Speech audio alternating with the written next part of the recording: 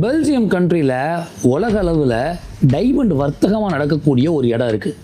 Antwerp world diamond centre அப்படின்ற இடம் தான் அது.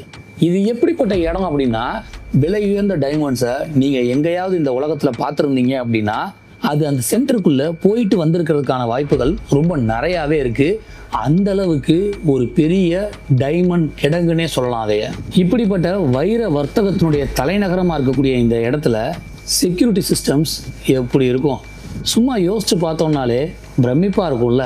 அந்த மாதிரியான ஒரு செக்யூரிட்டி சிஸ்டம்ஸ் அதில் என்னெல்லாம் இருக்குது அப்படின்னு பார்த்தீங்கன்னா, ஒரு கன அடி அளவுக்கு அகலமாக இருக்கக்கூடிய எக்கால உருவாக்கப்பட்ட கதவுகள், அதாவது ஃபுட் சைஸில் இருக்கக்கூடிய ஒரு திக்கான ஸ்டீல் டோர்ஸ். இதை தாண்டி தான் நம்ம உள்ளேயே போக முடியும். ஆனால் ஒன்ஸ் நீங்கள் டோர் ஓப்பன் பண்ணிட்டீங்க அப்படின்னாலே அதில் இருக்கக்கூடிய மேக்னெட்டிக் சென்சார்ஸ் இந்த டோர் ஓப்பன் ஆயிடுச்சு அப்படின்னு ஒரு பெரிய அளவில் அலாரத்தை கொடுத்து ஊரையே எழுப்பி விட்டுரும். இதை தாண்டியும் நீங்கள் மீறி உள்ளே போனீங்கன்னா உள்ளுக்குள்ள இருக்கக்கூடிய இன்ஃப்ராரெட் சென்சார்ஸ் உங்களுடைய உடம்புல இருந்து வரக்கூடிய வெப்பத்தை கணிச்சு எத்தனை பேர் உள்ளே போயிருக்கீங்க அப்படின்ற டீட்டெயிலை ரொம்ப கிளியர் கட்டாக எடுத்துரும். அண்ட் இது இல்லாமல் உள்ளுக்குள்ள டாப்லர் ரேடார் வச்சுருந்தாங்க, அதாவது அசைவுகளை மானிட்டர் பண்ணக்கூடிய ஒரு ரேடார். அண்ட் செய்ஸ்மிக் சென்சார்ஸும் கொடுக்கப்பட்டிருந்தது.